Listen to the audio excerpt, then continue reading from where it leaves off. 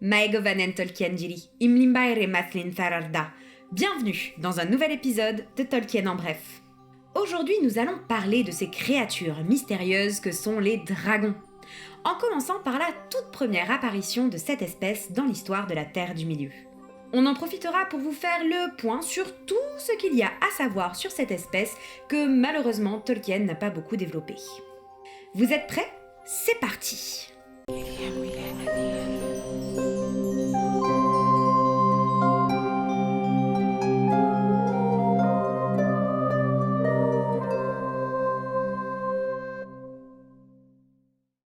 Donc, les Noldor, après Dagor Aglareb, avaient renforcé la surveillance d'Angband et pensaient pouvoir vivre longtemps en paix de cette façon. Et en effet, cette période, qui est appelée le siège d'Angband, dura environ 400 ans. Mais la situation était bloquée. Les Noldor ne parvenaient pas à faire tomber la forteresse et Morgoth, de son côté, ne parvenait pas à percer les lignes elfes. C'est dans ce but qu'il eut l'idée saugrenue de créer un nouveau type de créature, les dragons. Nous sommes en 260 du Premier Âge, soit environ 100 ans après la Dagor Aglareb. Les choses étaient relativement calmes depuis un moment.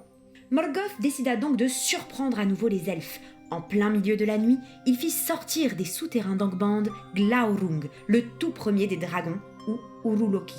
Glaurung était déjà grand, même si, étant encore jeune, il ne faisait que la moitié de sa taille adulte. Il ressemblait à un grand ver couvert d'écailles et marchant pour se déplacer, les dragons n'ayant pas encore été dotés d'ailes. Mais les elfes qui n'avaient jamais vu une telle créature fuirent devant lui pour se réfugier au Dorthonion et dans les Ered Fethrin, laissant Glaurung ravager les plaines de l'Ardgalen. Ah bah bravo, ça file devant un gros lézard.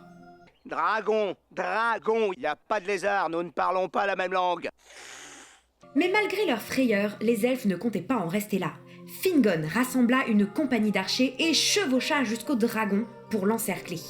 Là, ils l'attaquèrent sans relâche, avec leurs arcs. Mais Glaurung était encore trop jeune pour résister à un tel assaut. En effet, sa cuirasse n'était pas encore aussi épaisse qu'elle le deviendrait plus tard, et il souffrit terriblement de ses blessures.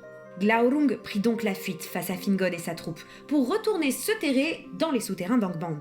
Fingon, une fois de plus, fut encensé par son peuple et les Noldor se réjouirent de cette nouvelle victoire. Mais ils ne se rendaient pas compte de l'ampleur que représentait en réalité cette menace. Morgoth, de son côté, était assez désappointé. Et voilà, je suis très désappointé! Car Glaurung avait été révélé trop tôt et il avait peur que cela complique ses projets futurs. Mais à ce propos, les écrits sont parfois un peu incohérents, car dans La Route perdue par exemple, c'est bien Morgoth qui ordonne à Glaurung de sortir, alors que ce dernier ne le souhaite pas encore. Donc, choisissez la version que vous préférez. La défaite de Glaurung fut suivie d'une nouvelle période de paix, hachée seulement par de petits échauffourées, qui dura tout de même près de 200 ans.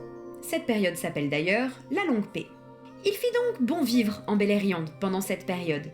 Tous les elfes prospérèrent et s'enrichirent.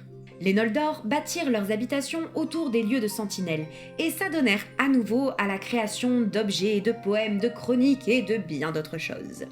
Dans la plupart des régions, Noldor et Sindar se mélangèrent totalement et le Sindarin devint la langue courante de tout le monde, le Quenya devenant une langue littéraire. On pouvait cependant encore les différencier. Les Noldor étaient plus puissants, de corps comme d'esprit, de plus grands guerriers, plus sages, ils construisaient dans la pierre et préféraient généralement les grands espaces. Les Sindar, de leur côté, avaient les plus grands chanteurs et musiciens, exception faite de Maglor, fils de Fëanor, préférant vivre dans les bois ou au bord de l'eau. Certains avaient même conservé un mode de vie nomade. Arrêtons-nous là pour le côté histoire. Maintenant, nous allons parler des dragons. Ah, ça me plaît. Les dragons sont des créatures maléfiques du nord de la Terre du Milieu. Immenses, puissants, couverts d'écailles, vivant longtemps, avides de trésors et pleins de malice. Ce sont également des êtres ayant la parole. Ils peuvent déconcerter quiconque les regarde dans les yeux et leurs mots sont rusés et séduisants. Leur armure d'écailles est si dure qu'une fois leur taille adulte atteinte, il est généralement impossible de blesser un dragon, hormis si vous parvenez à lui transpercer le ventre, seule zone vulnérable, mais à laquelle les dragons font donc forcément très attention.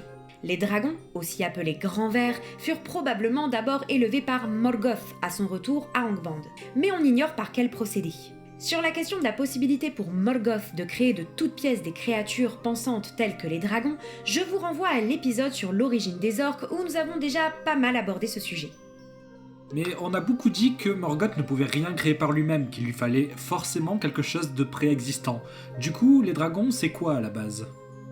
Un des seuls indices laissés par Tolkien apparaît dans The War of the Jewels, où il est dit que Glaurung doit être un démon potentiellement contenu dans une forme de verre. À partir de là, on peut supposer que les dragons sont à la base des Maiars, qui auraient pris corps comme pour les Balrogs.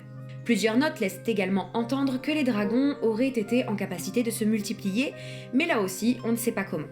Il y aurait plusieurs sortes de dragons, si on en croit les différents termes inventés par Tolkien. Les Uruloki, ou dragons de feu, les Ramaroke, ou dragons ailés, les dragons froids, les Féaloke, ou dragons étincelles, et les Linguiloke, ou serpents de mer. Et on va vraiment voir tous ces dragons ?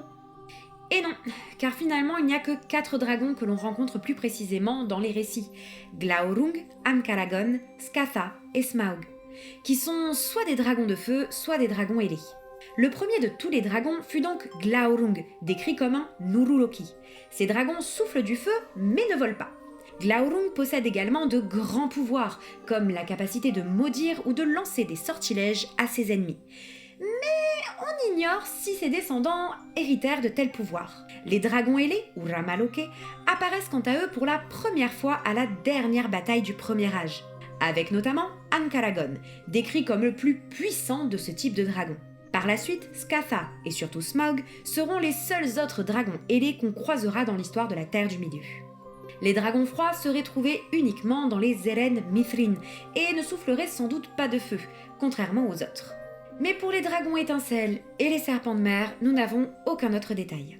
Si Glaurung fut le premier à être créé à Angband, au début du Premier Âge, le tout premier récit écrit par Tolkien sur la chute de Gondolin, dont on parlera plus tard, laisse entendre que Morgoth aurait créé d'autres dragons pour assiéger la cité. Le texte est assez ancien, il faut donc prendre avec des pincettes ce qui est dit, car certaines choses ne collent pas forcément avec l'évolution que prendra ensuite le légendaire. Mais comme il est cool, et que c'est le seul à réellement évoquer la création des dragons, autant vous en parler. Morgoth aurait rassemblé des forgerons et des sorciers travaillant à son service pour créer des monstres de fer et de flammes. Il en fit de différentes sortes. Certains étaient entièrement faits de fer, mais si souples qu'ils pouvaient s'enrouler autour ou par-dessus tout obstacle. Ces dragons fonctionnaient comme des chevaux de Troie, car à l'intérieur, une armée d'orques pouvait se dissimuler. D'autres auraient eu un corps de bronze et de cuivre, mais des cœurs et des esprits de feu.